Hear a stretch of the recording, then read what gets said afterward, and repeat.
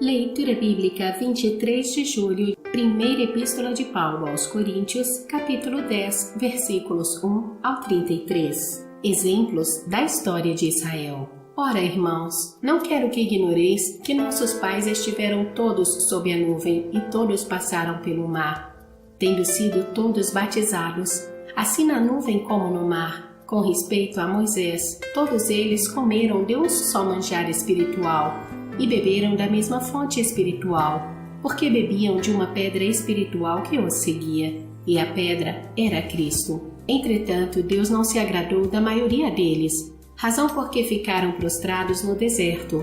Ora, estas coisas se tornaram exemplo para nós, a fim de que não cobicemos as coisas más como eles cobiçaram. Não vos façais, pois, idólatras como alguns deles, porquanto está escrito: o povo assentou-se para comer e beber e levantou-se para divertir-se. E não pratiquemos imoralidade como alguns deles o fizeram, e caíram num só dia 23.000.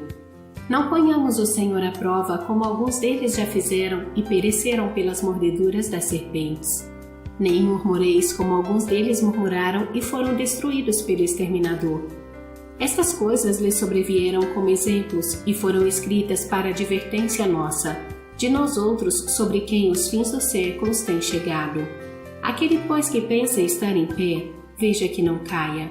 Não vos sobreveio tentação que não fosse humana, mas Deus é fiel e não permitirá que sejais tentados além das vossas forças. Pelo contrário, juntamente com a tentação, vos proverá livramento, de sorte que a possais suportar.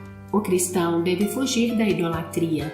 Portanto, meus amados, fugi da idolatria. Falo como a criteriosos, julgai vós mesmos o que digo. Porventura o cálice da bênção que abençoamos não é a comunhão do sangue de Cristo? O pão que partimos não é a comunhão do corpo de Cristo? Porque nós, embora muitos, somos unicamente um pão, um só corpo, porque todos participamos do único pão. Considerai o Israel segundo a carne. Não é certo que aqueles que se alimentam dos sacrifícios são participantes do altar? Que digo, pois? Que o sacrificado ao ídolo é alguma coisa? Ou que o próprio ídolo tem algum valor? Antes digo que as coisas que eles sacrificam é a demônios que as sacrificam e não a Deus. E eu não quero que vos torneis associados aos demônios. Não podeis beber o cálice do Senhor e o cálice dos demônios. Não podeis ser participantes da mesa do Senhor e da mesa dos demônios. Ou provocaremos zelos no Senhor? Somos acaso mais fortes do que Ele? Os limites da liberdade cristã. Todas as coisas são lícitas, mas nem todas convêm. Todas são lícitas, mas nem todas edificam. Ninguém busca o seu próprio interesse, e sim o de outrem. Comei de tudo o que se vende no mercado, sem nada perguntardes por motivo de consciência. Porque do Senhor é a terra e a sua plenitude. Se algum dentre os incrédulos vos convidar, e quiserdes ir, comei de tudo o que for posto diante de vós, sem nada perguntardes por motivo de consciência. Porém, se alguém vos disser, isto é coisa sacrificada a ídolo, não comais por causa daquele que vos advertiu e por causa da consciência. Consciência digo, não a tua propriamente, mas a do outro.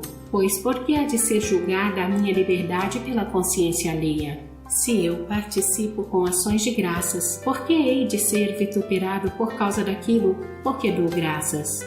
Portanto, quer comais, quer bebais, ou façais outra coisa qualquer, fazei tudo para a glória de Deus.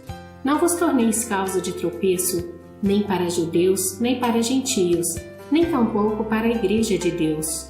Assim como também eu procuro em tudo ser agradável a todos, não buscando o meu próprio interesse, mas o de muitos, para que sejam salvos.